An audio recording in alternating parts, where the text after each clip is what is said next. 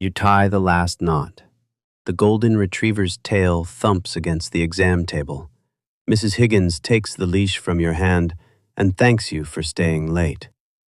You wave her off, hand her the receipt, watch her guide the dog out into the night. You flip the sign, closed. You lean against the front desk for a moment, just breathing.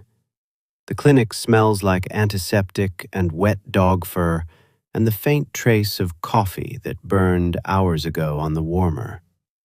The fluorescent light above the reception desk flickers the way it always does. You've been meaning to replace it for months. You exhale slowly, gather your coat, your keys. Then a fist hits the glass. Not a knock, not a tap. A fist. Heavy, desperate, the kind of sound that doesn't ask permission. You look up. There's a man standing outside your door. He's soaked completely through, shirt plastered to his chest, rain running off the end of his nose, eyes wide and wild in a way that tells you something has gone very wrong. But it's not the man that stops you. It's what he's carrying. Over his shoulder, barely conscious, is another man. One arm hangs completely limp. The other arm is pressed against his own stomach, clutching a red towel so saturated with blood it's dripping. Little dark drops falling to the sidewalk and dissolving into the rain like they were never there at all. Your first instinct is rational, reasonable. You wave them off. You point down the street, 4 blocks, St. Catherine's, real doctors, real operating rooms, real medicine. You're a veterinarian. You treat broken paws and infected ears and anxious chihuahuas. Whatever has happened to that man, whatever that towel is soaking up, it is beyond you. You are not equipped. You are not trained. You are not the answer to this problem. The man outside reaches into his jacket. He pulls out a pistol. He doesn't aim it. He doesn't threaten you with it, not exactly. He just holds it against the glass, slowly, deliberately, and looks at you. The gun taps twice against the door. 2 quiet little clicks that are somehow louder than anything you've ever heard. You unlock the door. They stumble inside, and your quiet, clean, orderly clinic becomes chaos in an instant. Muddy water pools by the entrance. The injured man's weight staggers you as you grab his other arm. Between the two of you, you drag him to the exam table, the same one where Mrs. Higgins' dog was sitting 30 seconds ago, still warm from his fur. You hoist him up. He's pale. His breathing is shallow and wet. The gunman kicks the back door shut with his heel. He stands in the corner. He doesn't speak. You look at the wound. You've seen bad things in this clinic. Animals hit by cars, dogs that were beaten, a cat that came in with a fish hook through its throat. You've seen suffering. But looking at that towel, at the way the man's hands have gone slack and cold, something in your stomach drops in a way it never has before. You tell the gunman the truth. You say it plainly, almost desperately. You give rabies shots. You trim nails and remove ticks and prescribe diet food for overweight cats. You have never done this. You don't have human medicine. You don't have the right equipment. You don't have the training for whatever this is. The gunman doesn't move from the corner. He just says 2 words. Fix him. That's all. 2 words. But you understand the entire weight of them. You understand what happens to you if those 2 words go unfulfilled. You turn back to the table. You think for exactly 3 seconds. Then you move. You go to the cabinet and pull out a tranquilizer, equine grade, the kind you use for large breed surgical prep. You do the math in your head, converting the dosage from a 1,000-pound animal to the man in front of you. You run the calculation twice, check it a third time, and you pray, sincerely, genuinely pray, that you haven't just made a fatal error. You inject it. The man groans once, deep and low, like something being released. His eyes roll back. His whole body softens against the table. You have maybe 20 minutes. You work fast. You clean the wound. You assess the damage with your fingers, your instruments, the harsh overhead light that was designed for dog spays and cat neuters. You find what you need to find, and then you stitch him closed with heavy blue nylon suture, the same thread you use on Great Danes after major surgeries, strong and coarse and built to hold. It will leave a scar he'll carry for the rest of his life, but he will have a rest of his life. That counts for something. The gunman watches you the entire time, never flinches, never speaks. When you tie the final knot and step back, he finally moves. He crosses the room, reaches into his jacket, and pulls out an envelope. Thick. He drops it onto the patient's chest like a tip left on a diner table. "Keep your mouth shut," he says. "Buy yourself something nice." He lifts the man off the table himself. Somehow the two of them hold each other up, and they go out the back. The alley door swings shut.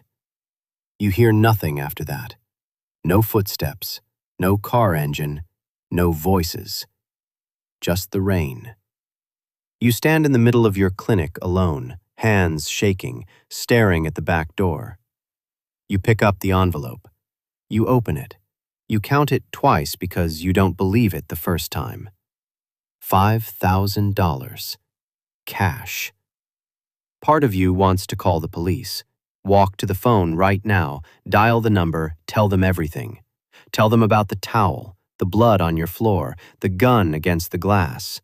Hand them the envelope and let someone else figure out what it means. But the clinic hasn't turned a profit in 8 months. The rent is overdue. The equipment lease is a month away from default. And your daughter starts college in the fall. And every time you open her tuition statement, you feel the ground give a little beneath your feet. And there was something in the gunman's eyes. Not anger, not cruelty exactly, just certainty. The look of a man who keeps track, who doesn't forget, who understands that problems can be solved in more than one way. You mop the blood off the floor. You throw the rags away. You fold the money back into the envelope and slide it behind the tax returns in your filing cabinet, the drawer nobody ever opens. You tell yourself it was one time, a fluke, an emergency you couldn't walk away from. You go home. 3 nights later, your phone rings at 2 in the morning. You answer it because you know, somewhere in the part of your brain that never fully sleeps, that you were always going to answer it. "The vet who works late," the voice says. "I heard you do good work. A friend of mine needs help. Same situation as before, double the pay." You should hang up. You should call the police right now while the number is still on your screen, while you still have the chance to hand this to someone else and walk away. But the tuition bill is on the kitchen counter. Red stamp, past due. You give them the address. The second patient is a woman, 47 stitches in a careful line. When her partner leaves, there's an envelope on your table. $10,000. You start leaving the back door unlocked on Tuesdays and Thursdays. Word travels in ways you don't understand and don't ask about. A man arrives with a shattered kneecap. You set it with a splint designed for large mountain breed dogs. A woman comes in with severe burns on both hands. She says she grabbed something hot, and you don't press her on what. You wrap her palms in gauze and give her antibiotics you'd normally prescribe for a bird.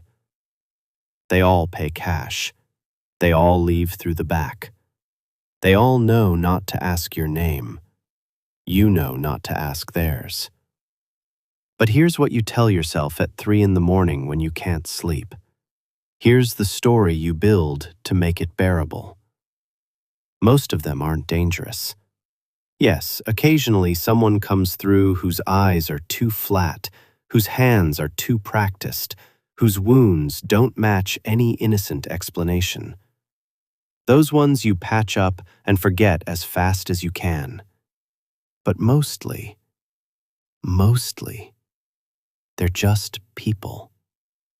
A roofer who fell 2 stories and has no insurance. A woman who can't afford the ER copay and can't miss 2 days of work. Regular people with regular bad luck and no road to regular care. You tell yourself you're doing something real, something that matters.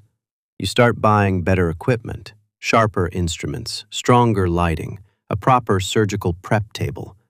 You tell your ex-wife the clinic is finally turning around. She doesn't ask questions. She smiles and says she's glad. You make the deposit on your daughter's first semester. 3 months in, you've made more money than the previous 2 years combined. The filing cabinet is full. You've started a second hiding spot behind the water heater. You work with precision and confidence now. Not pride exactly, but something close. A sense of competence, of being genuinely, specifically needed. That's the first mistake. Feeling safe. It's a Thursday. You finish with a patient around 2 a.m. Dislocated shoulder, straightforward. Pop it back in, wrap it up, painkillers, and cash. You walk them to the back door. You watch them disappear. You lock up and head to your car in the rear lot.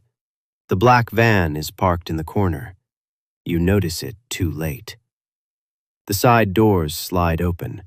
2 men step out, big, quiet, methodical in the way of people who've done this specific thing many times before. One of them puts a bag over your head. Everything goes dark. You're shoved into the van, and you don't fight it because somewhere in your body, below thought, below language, something recognizes that fighting would be much, much worse. They drive, not long. You try to count the turns but lose track. When they pull you out, you smell it immediately. Disinfectant, cool air, the particular sterile silence of medical equipment waiting to be used. They walk you down a hallway. You stumble. Someone guides you by the elbow. You're pushed into a chair. The zip ties come off your wrists. The bag comes off your head. You're inside a glass-walled room. Beyond the walls is equipment, real equipment, things you've only seen in surgery center catalogs. And at the center of it all, on an operating table, is a man. A man in a dark suit stands in front of you. He looks at you the way people look at a tool they've just selected from a drawer. "You're the vet," he says. He turns and points at the table. "That man needs help." You look at the man on the table. You recognize him. Everyone in this city would. He owns the shipping ports. He owns the politicians who look the other way. He owns the police department in every way that actually matters. He is the reason certain things move through this city after dark, and certain people disappear when they ask too many questions. You shake your head. You explain that this is different. This man needs a hospital, a real one, with a surgical team, with blood banks, with specialists who spent a decade training for exactly this. You tell the suit this is beyond you. Hospitals ask questions, he says simply. Reports get filed. Authorities get involved. We don't like questions. Something moves in your peripheral vision. Like and comment Part 2 if you want to know what happens next.